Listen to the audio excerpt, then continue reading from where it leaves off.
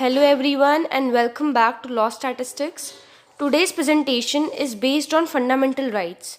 Fundamental rights are the basic rights enshrined in the Constitution of India. Why are they called fundamental rights? These rights are called fundamental rights because of two reasons. They are enumerated in Constitution of India. Secondly, they are justifiable, means they are enforceable by court. In case of violation, a person can approach a court of law. Now, list of fundamental rights.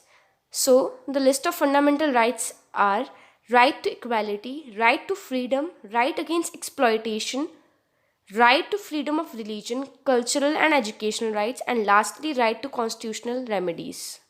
Now, we will study them in brief. Right to property. There was one more fundamental rights in the constitution, that was right to property, but later on it was deleted from the list of fundamental rights by the 44th constitutional amendment.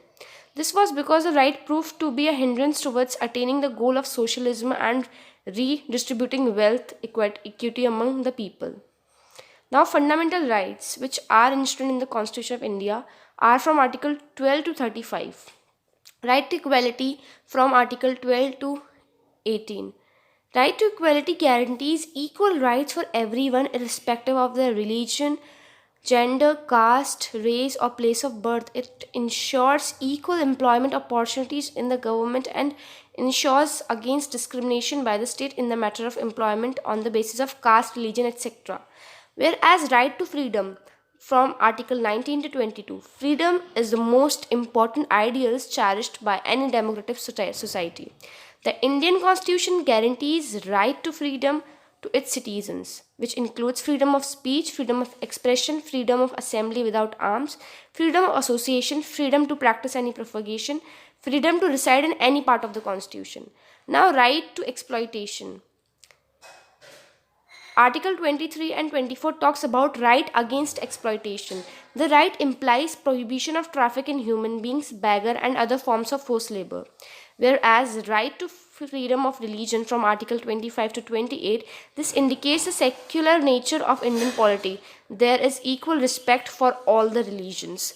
Now, Article 29 to 30, which talks about cultural and educational rights. These rights protects the right of religious, cultural and linguistic minorities by facilitating them to preserve their heritage and culture. Whereas right to constitutional remedy under Article 32 to 35, the Constitution guarantees remedies if citizens' fundamental rights are violated. Basically, if their rights are violated, they can directly approach to the Supreme Court under Article 32 and 226 of the Indian Constitution, whereas 32 is guaranteed as a fundamental rights. Feature of fundamental rights. Fundamental rights are different from ordinary legal rights in the manner as they are enforceable in nature.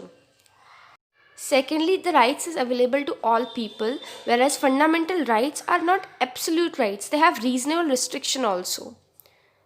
Now, fundamental rights available only to citizens. Yes, fundamental rights are available to only citizens.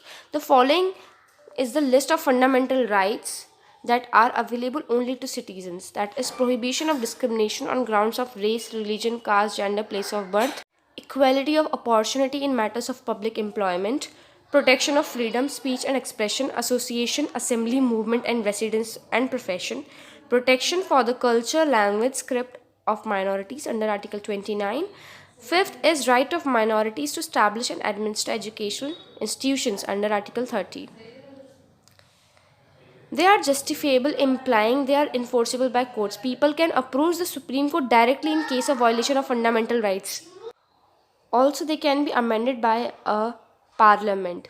Also, fundamental right can be suspended during national emergency. The application of fundamental rights can be restricted in any area which has been placed under martial law. Importance of fundamental rights. Fundamental rights are very important because they are like backbone of the country.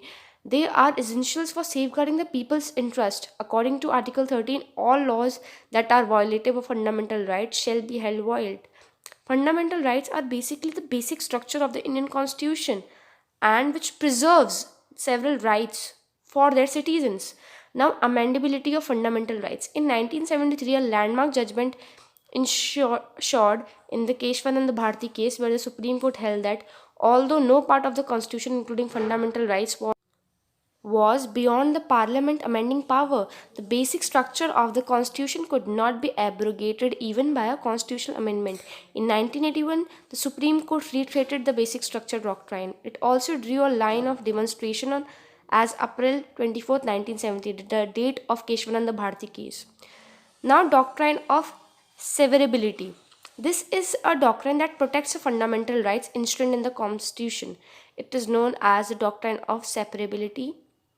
It is mentioned in Article 13, according to which all laws that were enforced in India before the commencement of the Constitution, inconsistent with or in derogation with, shall be held void.